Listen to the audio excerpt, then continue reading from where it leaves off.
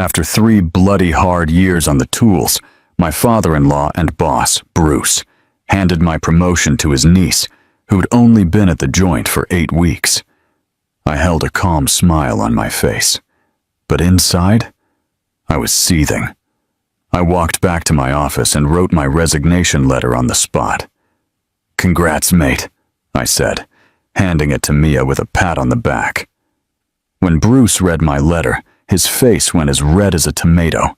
"You're bloody joking, right?" he yelled, a vein in his neck throbbing like mad. Bruce's voice boomed across the boardroom as he held up a flute of bubbly. "I'm rapt to announce our new regional director, my incredibly talented niece, Mia Roberts." Clapping echoed around me, but I was rooted to the spot. My hands were frozen in my lap, while everyone else was giving it a real go. 8 weeks. Mia had been here exactly 8 weeks, and she was getting the gig I'd been promised for 3 years. I forced out a smile, clapping my hands together slowly, deliberately. The sound was hollow, just like everything else in that moment. Bruce's gaze flickered my way across the table, and I swear I saw something in his eyes. Maybe it was guilt, or maybe it was a challenge. Either way, he quickly looked away. "Jessica's been a terrific mentor for Mia already," he went on, his voice full of that condescending tone I was starting to hate. "I know she'll continue to support our new director in every way she can." Support. The word tasted like stale beer. 3 years of 60-hour weeks. 3 years of missing family barbecues to close deals. 3 years of building this department from a dozen people to almost 50. And now, I was expected to support someone else stepping into my shoes. Before we get stuck in, I want to give a massive shout out to you for being here and sharing these incredible stories with me. If you reckon loyalty should be more important than family politics in the workplace, how about you chuck us a sub? It's free ass and helps us reach more Aussie women who need to hear a story like this. Now, let's see how it all went down. Mia stood up, her blonde hair styled to a T, her designer suit sharp and flash. She couldn't have been more than 28, fresh out of business school with a fancy MBA and all her old man's contacts. "Thanks so much, Uncle Bruce. I'm really keen to learn from Jessica's experience as we move into this new stage." Learn from my experience. Transition. The corporate lingo made me want to chuck a wobbly. This wasn't a transition. This was a hostile takeover. After the meeting broke up, I walked back to my office on shaky legs.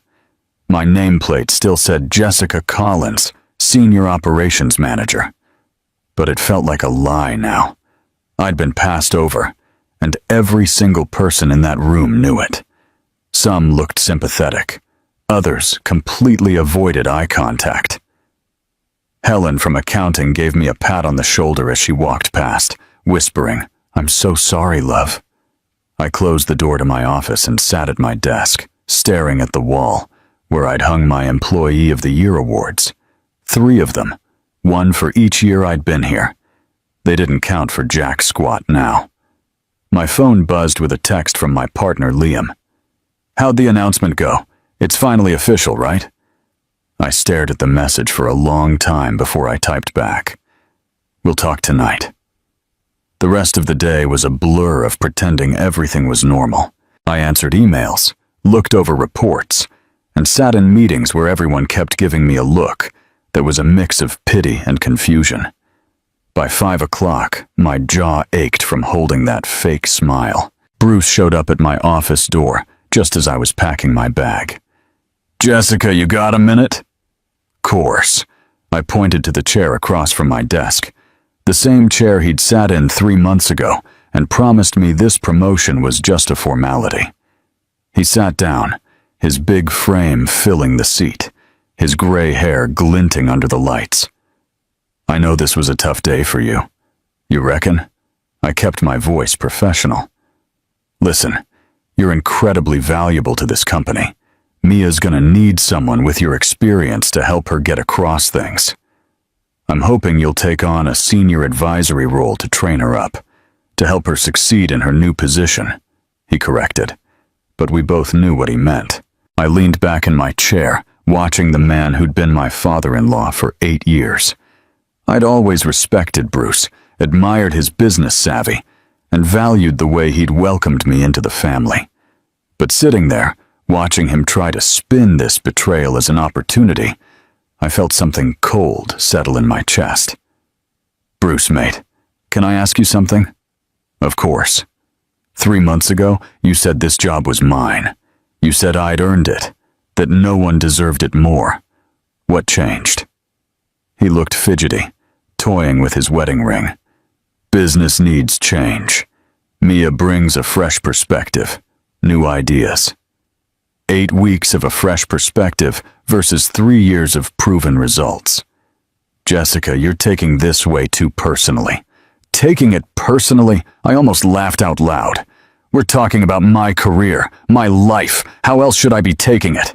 "Your family," he said, as if that explained everything.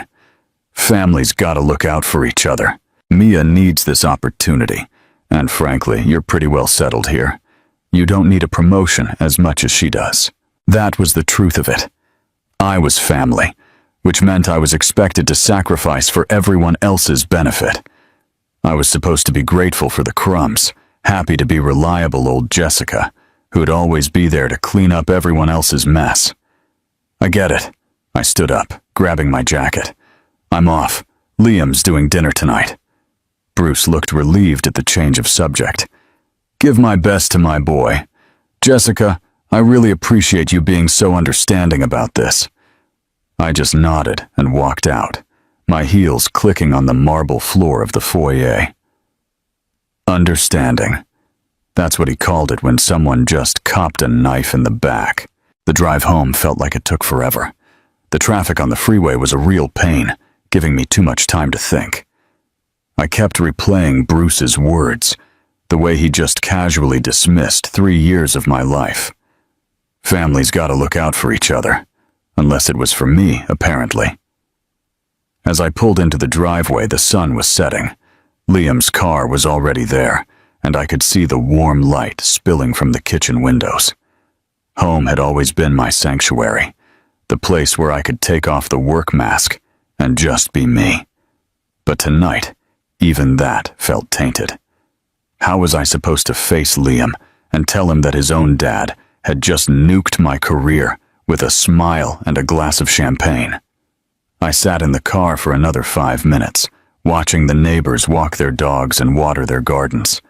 Regular people living regular lives, completely unaware that my world had just gone completely sideways.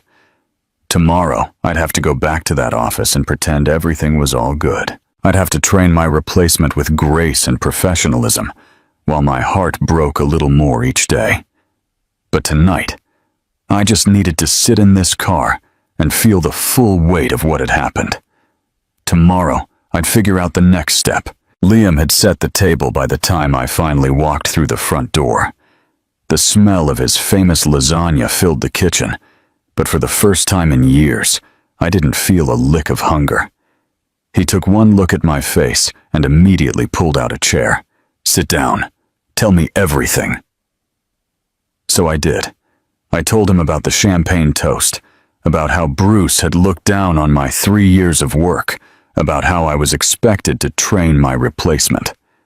Liam's jaw tightened with every detail, his knuckles turning white as he clenched his wine glass. "He seriously said you were settled and didn't need a promotion?" His voice had a dangerous edge to it I'd rarely heard.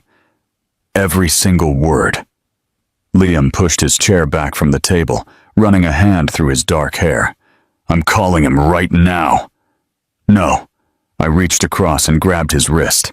"This isn't your fight, love. It's mine." But the damage was done. The conversation I dreaded was over, and now Liam was furious at his own dad, another victim of Bruce's decision. I walked into the office the next morning with a fake smile plastered on, ready to start what Bruce had called my advisory role. Mia bounced into my office at 9 on the dot, her planner color-coded, and her enthusiasm just plain exhausting. "Jessica, I'm so keen to learn from you. Uncle Bruce said you know this department better than anyone. I gestured to the chair across from my desk. Let's start with the Reynolds account.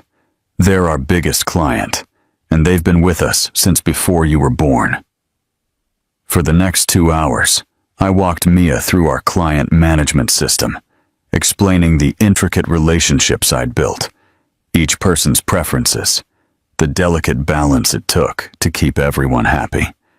She scribbled notes frantically, asking questions that showed she understood bugger all about the business.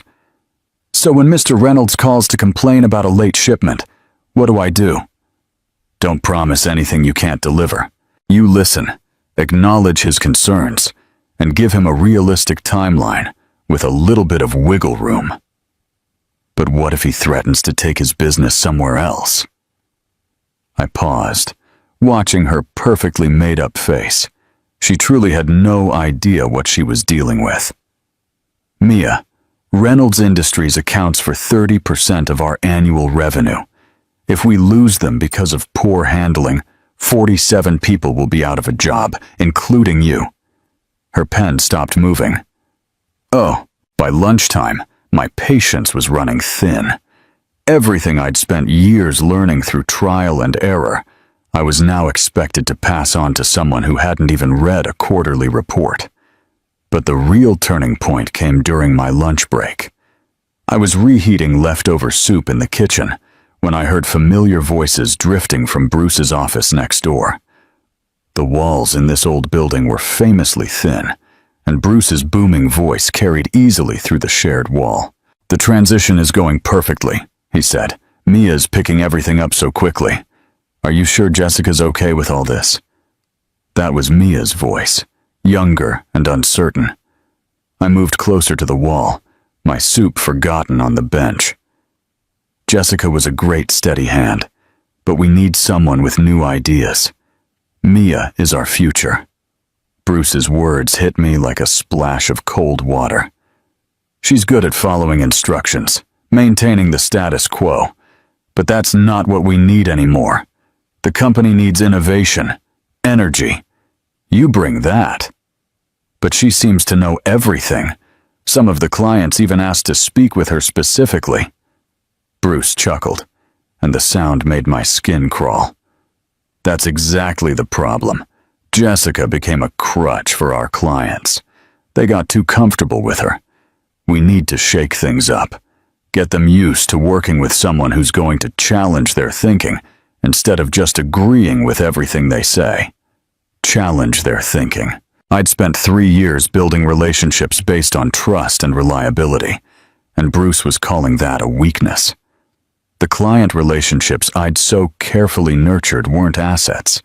They were obstacles to his future vision. But what about her feelings?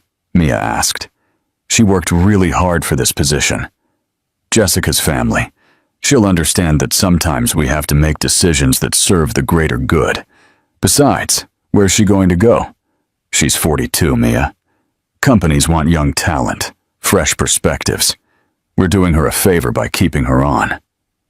At my age, 42 and apparently over the hill, I gripped the edge of the counter, my knuckles white, fighting the urge to storm into that office and tell Bruce exactly what I thought of his so-called greater good. I just feel bad, Mia continued. She's been so kind training me, and I can tell she's hurting. That's because you have a good heart. But business isn't about feelings. Jessica will adapt. She always does. That's what makes her valuable. She's predictable, reliable. She'll do whatever we ask because she doesn't have a choice. Predictable, reliable, no choice. I grabbed my soup and walked back to my office, my hands shaking with a new kind of anger.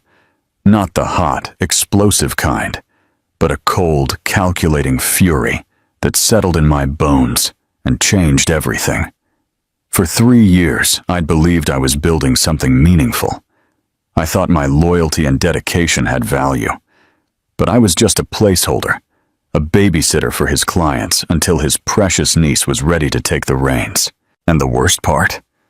He was right about one thing. I had been too predictable. I'd swallowed every slight, smiled through every insult, because I believed it would pay off in the end. But sitting in my office, staring at those Employee of the Year awards while Bruce's words echoed in my head, I realized something had fundamentally shifted. I was no longer the woman who had walked into this building that morning. The woman who'd spent 3 years trying to prove her worth to people who would never see it was gone. That afternoon, I continued to train Mia with the same professional attitude. But inside, something new was forming. Each question she asked, each gap in her knowledge I filled, each client relationship I explained in detail. I was documenting my own value, not for Bruce's sake, but for my own clarity. When 5 o'clock hit, I packed my bag with a deliberate calm. Tomorrow would bring new discoveries, I was sure. But tonight, I had some serious thinking to do about what came next. That evening, I sat at my kitchen table with my laptop open and a cold cup of tea beside me. Liam was working late, which gave me the quiet I needed to do the thing I'd been thinking about for the past fortnight. My fingers hovered over the keyboard for a long time before I started to type. Dear Bruce, please accept this letter as my formal notification of my resignation from the position of Senior Operations Manager at Alden Ventures.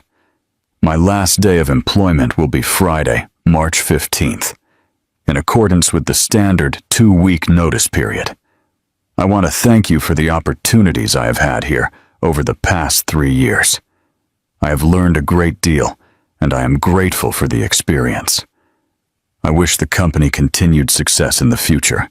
Sincerely, Jessica Collins. It was short, professional, final.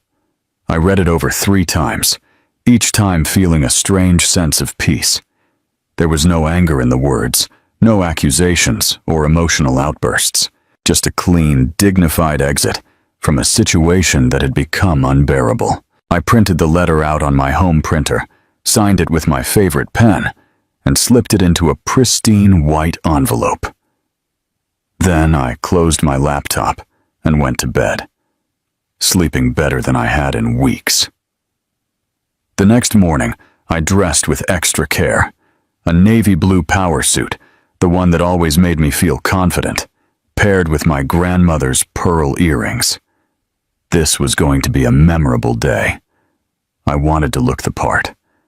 I got to the office early, before most people, and placed the envelope in the middle of my desk. Then, I started my morning as if nothing had changed. I answered emails, looked over reports, and even helped Paul from accounting fix a spreadsheet formula. At 10 on the dot, I picked up the envelope and walked to Bruce's office. His secretary, Sue, looked up with her usual warm smile. Morning, Jessica. He's just finishing a call. No rush, I'll wait. Sue had been Bruce's secretary for 15 years, and she'd always been kind to me. I wondered if she'd remember our little morning chats about her grandkids and my weekend plans.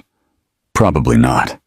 Secretaries see people come and go all the time. Bruce's office door opened, and he emerged looking harried, his phone still pressed to his ear. He waved me inside while continuing his conversation about quarterly forecasts. I sat in the familiar chair across from his desk and waited. When he finally hung up, he looked at me with an almost unconcealed impatience. Jessica, what can I do for you? I've got back-to-back meetings until 3. I placed the envelope on his desk without a word. He stared at it for a moment, then looked at me, confused.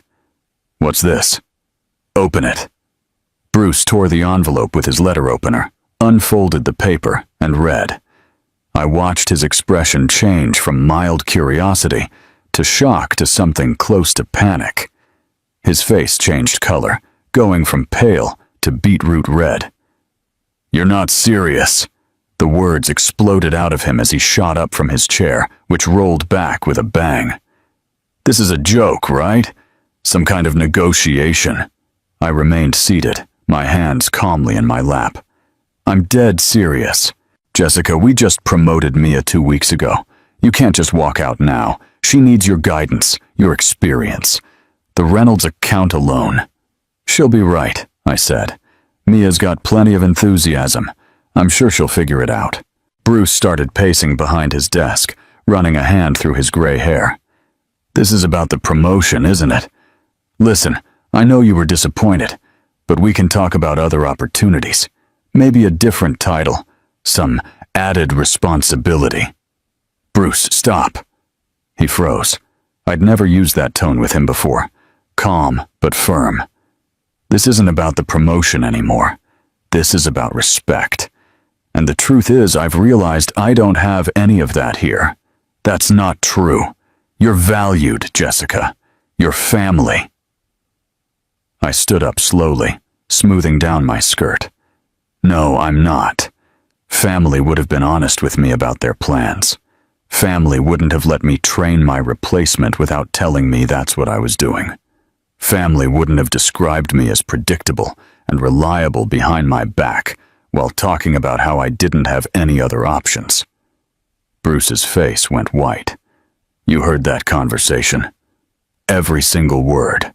The silence stretched between us, thick with 3 years of unspoken truths. Bruce sank into his chair, suddenly looking a lot older. Jessica, please. Let's talk this out like rational adults. Whatever you heard, you must have misunderstood. I understood perfectly. I moved toward the door, then stopped with my hand on the doorknob. But you were right about one thing. I have been too predictable. I've spent 3 years making excuses for being passed over, convincing myself that my loyalty would eventually be rewarded. But I'm not predictable anymore. What do you want? More money? A corner office? Name it. I turned to look at him one last time. I want to work at a place that values what I bring to the table. A place that sees potential instead of limitations. A place that doesn't think 42 is too old to have new ideas. Bruce opened his mouth to reply, but I was already out the door.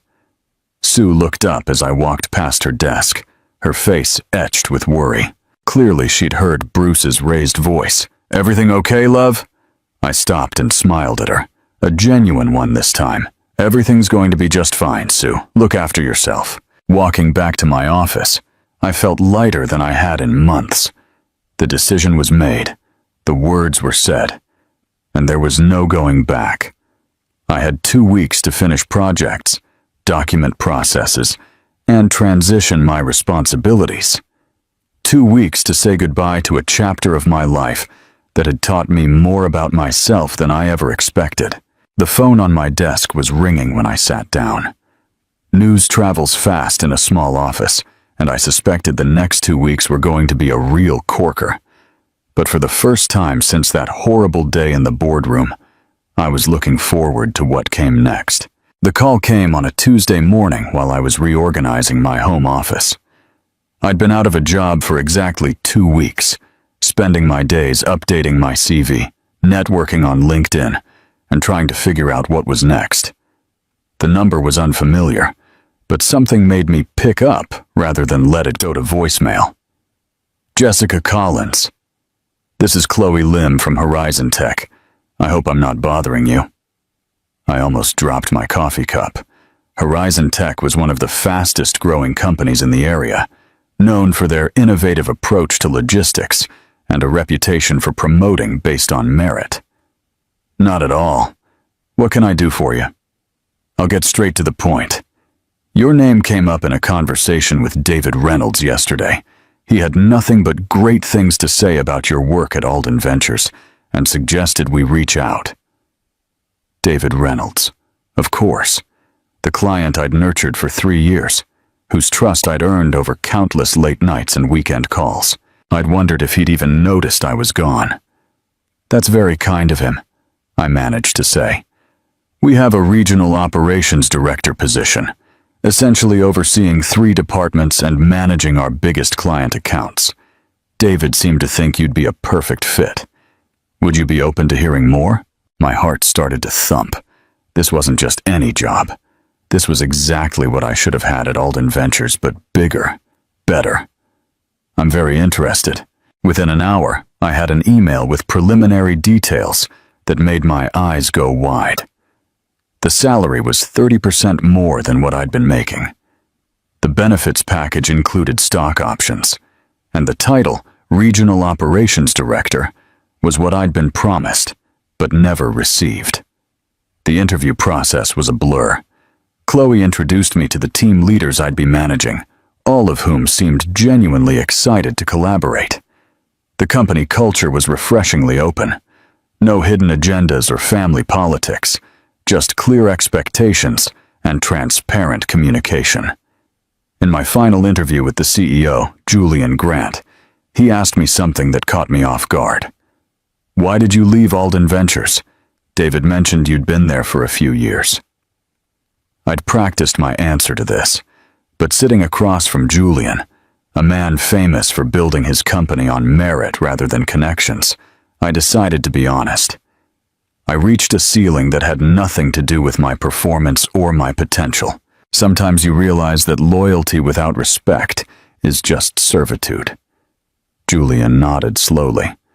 "We don't believe in ceilings here, Jessica. We believe in upward mobility and mutual respect. Does that sound like something you can work with?" It's everything I've been looking for. 3 days later, Chloe called with an offer that exceeded my best-case scenario. As I read over the contract, I felt something I hadn't experienced in years. Genuine excitement about going to work. My first day at Horizon Tech was like stepping into another universe. The building was modern and bright with open-plan workspaces and technology that actually worked. But more importantly, from the moment I walked in, I was made to feel like a valued member of the team rather than a necessary annoyance. Sarah Martinez, who would report directly to me, had been running things temporarily and could have been resentful of my arrival. Instead, she greeted me with a comprehensive summary of current projects and a genuine eagerness to collaborate.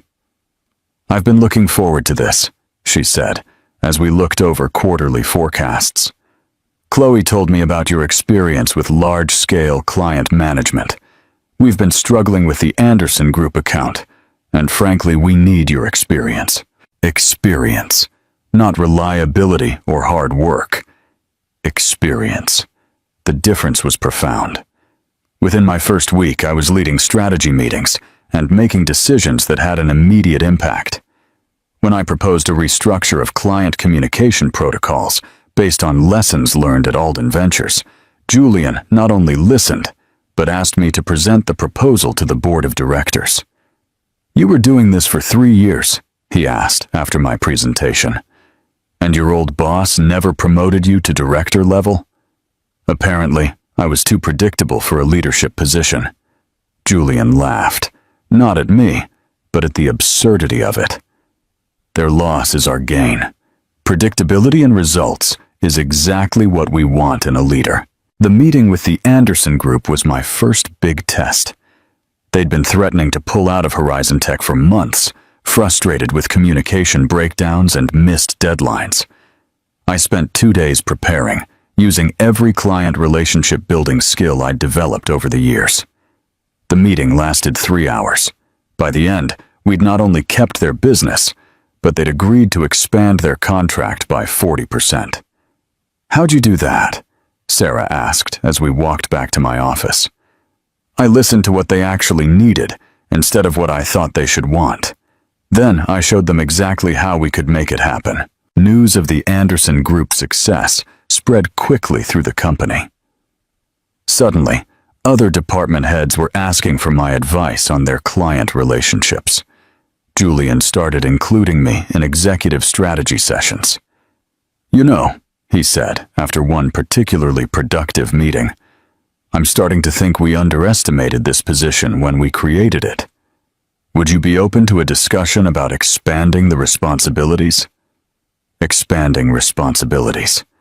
At Alden Ventures, that phrase had always meant more work with no recognition. Here, it felt like a real opportunity.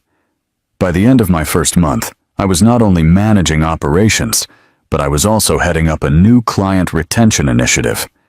My team had grown from over 18 people, and our department's performance metrics were the highest they'd been in 2 years. Every morning when I walked into Horizon Tech, I was reminded of what it felt like to work at a place that valued contribution over connections. My ideas weren't just listened to, they were acted upon. My experience wasn't just acknowledged, it was leveraged for the company's growth. The contrast to my old job was stark.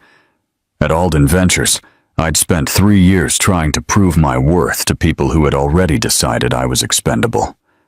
At Horizon Tech, my worth was recognized, and the focus was on how to maximize my contributions to the overall success. For the first time in my career, I understood what it was like to work at a company that truly valued merit over politics. 3 months into my new role at Horizon Tech, industry whispers started to trickle in through unexpected channels. At a quarterly networking event, I ran into Fiona White from Pacific Financial, one of Alden Ventures' smaller clients. "Jessica, I heard you moved to Horizon Tech. Good on you." Her tone had something more to it than just a casual congrats. "Things have been interesting since you left." I kept my face neutral. "Oh. Well, let's just say our new contact at Alden Ventures isn't as quick to respond as you were. 3 weeks to return a call? That never happened when you were handling our account." Before I could reply, she was pulled away by another colleague, but her words stuck with me. The next piece of information came from an even more surprising source. David Reynolds called me directly at Horizon Tech 2 weeks later. "Jessica, I hope you don't mind me reaching out. I've got a quick business question, but I also wanted to fill you in on something." "Of course, David. What's up?" "We'll likely be ending our relationship with Alden Ventures at the end of this quarter." I felt my stomach drop. Reynolds Industries was Alden Ventures' biggest client. Losing them would be a disaster. "I'm sorry to hear that. May I ask what happened?" David sighed heavily. "You remember how we used to have those monthly strategy calls, where you'd walk me through the quarterly forecasts, and we'd adjust our approach based on market changes? Of course. Well, your replacement, Mia, I think it is. She's missed 2 of our recent scheduled calls. When she finally did call back, she couldn't answer basic questions about our account status. She just kept saying she'd get back to me with the information, but those callbacks never came." I closed my eyes, picturing Bruce's reaction when he found out about David's decision. "The final straw was last week. We had a delivery crisis. You remember how you used to handle those? Dropping everything, coordinating with logistics, and giving us an update every hour until it was resolved." "I remember." Mia told us to file a complaint through the proper channels, and that she'd look at it when she had time. "Jessica, we're talking about a $2 million shipment sitting in the wrong warehouse. She treated it like a paperwork issue." I felt a mix of emotions I couldn't untangle. Satisfaction that my value was being proven, but also a genuine sadness for the company I had once cared so much about. "I'm sorry things have come to that, David. I know Bruce valued your partnership." That's what I thought. When I called to speak with him directly about our concerns, he basically told me that Mia represented the company's new direction, and if we couldn't adapt to their new approach, maybe we weren't a good fit anymore. My jaw went slack. Bruce had basically invited his biggest client to leave rather than admit that promoting Mia was a mistake. "Anyway," David continued, "I wanted you to know that our decision has nothing to do with any animosity toward Alden Ventures in general. It's strictly about the quality of the service. And Jessica, the recommendation I gave to Horizon Tech about hiring you, it's the best business advice I've given in years." After we hung up, I sat in my office, processing what I'd learned. Losing Reynolds Industries would force Alden Ventures to lay off at least 15 people. These weren't abstract business consequences. These were real people I'd worked with for 3 years. My assistant knocked on the door. "Jessica, Chloe Lim wants to see you when you have a minute." I found Chloe in her office with a stack of industry reports scattered across her desk. "Sit down, Jessica. I've heard some interesting things about your old boss." My heart sank. Had the news already made it to Horizon Tech about Alden Ventures' issues? Would this reflect poorly on me? "The Reynolds account was a nice win for us," she continued. "But apparently, they aren't the only Alden Ventures client looking for alternatives. We've had 3 companies contact us this week asking about our services. All of them specifically mentioned your name." Relief flooded through me. "Seriously? Seems you left quite an impression during your time there. The thing is, how do you want to handle this? These could be significant opportunities for Horizon Tech, but I want to make sure we're approaching this ethically." I appreciated Chloe's consideration.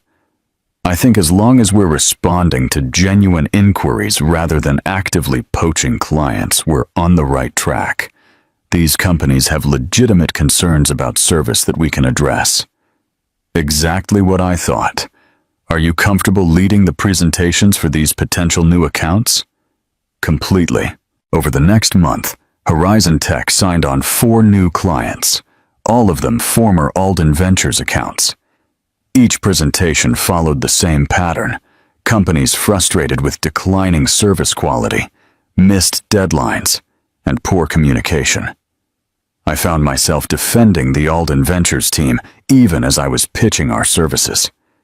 "They're going through a transition period," I would explain diplomatically. "But at Horizon Tech, we can offer you the consistency and reliability you're looking for." The toughest moment came when Helen from accounting, my old colleague at Alden Ventures, called me at home one evening. "Jessica, I hope you don't mind me calling. I got your number from Liam." "Of course not, Helen. How are you doing?" "Honestly, I'm scared. There are rumors of layoffs. The Reynolds account is gone, and apparently 3 other big clients have left too." Her voice trembled. "People are saying it's because you left, that you took all the client relationships with you." "Helen, I'm not blaming you," she interrupted. "I get why you left. We all saw how they treated you. But Jessica, some of us have been with the company for years. We've got mortgages, kids in uni. If Alden Ventures goes under..." The weight of the unforeseen consequences settled on my shoulders. I had wanted Bruce to realize my value, but I had never wanted good people to suffer for his poor decisions. "Are you looking for other opportunities?" I asked gently. "At my age, who's going to hire a 58-year-old accountant?" I thought about Horizon Tech's expansion plans, about the new positions we'd be creating as we grew. "Helen, would it be okay if I gave Chloe Lim your contact info? We're going to need experienced financial support as we take on these new accounts." The relief in her voice was audible. "Jessica, you do that. You're good at what you do. That should matter more than politics or age."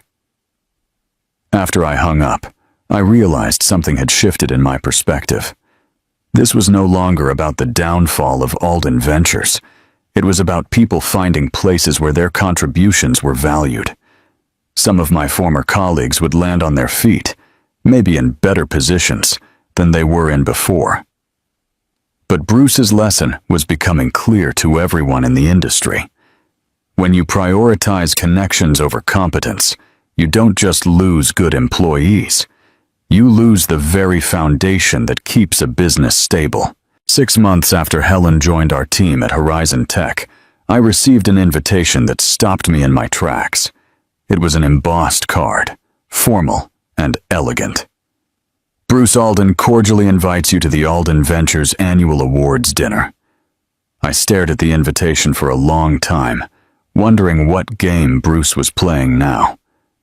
Liam found me in the kitchen that night, the card in my hand. "You're not seriously going, are you?" he said, reading over my shoulder. "Actually, I think I am." He looked at me like I'd just suggested swimming with sharks. "Jessica, why would you put yourself through that?" "Because I'm not the woman who left that company in tears anymore. I want to see who I've become."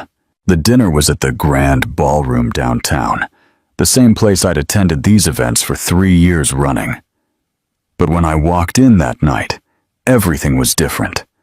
I wore a new dress, an emerald green silk number that made me feel confident and powerful. More importantly, I carried a different attitude. Chloe had insisted on coming with me. Moral support, she'd said, though I suspected she was just as curious about the company that was foolish enough to let me go. The cocktail hour was just as awkward as I'd expected. Former colleagues approached with careful smiles and hushed conversations. Some seemed genuinely happy to see me thriving, while others seemed uncomfortable, as if my success somehow reflected poorly on their decision to stay.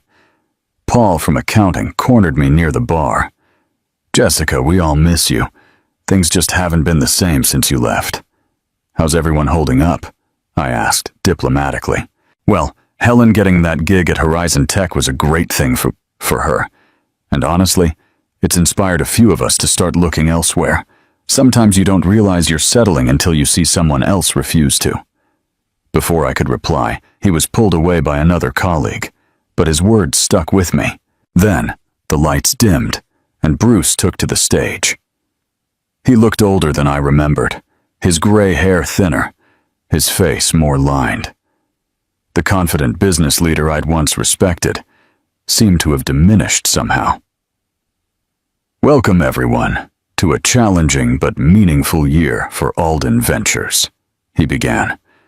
"We've learned valuable lessons about adaptability, about the importance of strong leadership, and about recognizing talent wherever it lies." His eyes found mine in the crowd, and for a moment, neither of us looked away.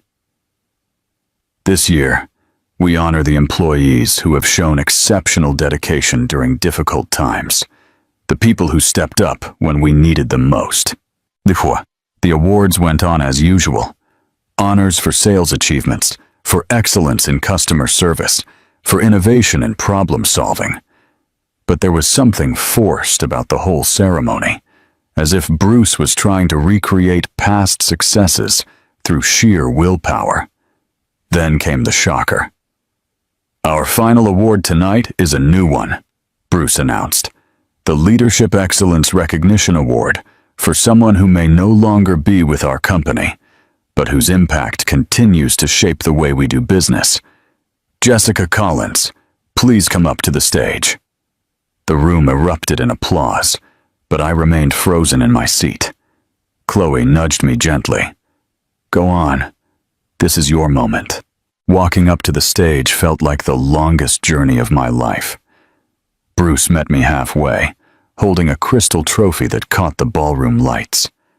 "Jessica, your dedication to excellence and your commitment to our clients set a standard that continues to inspire our team.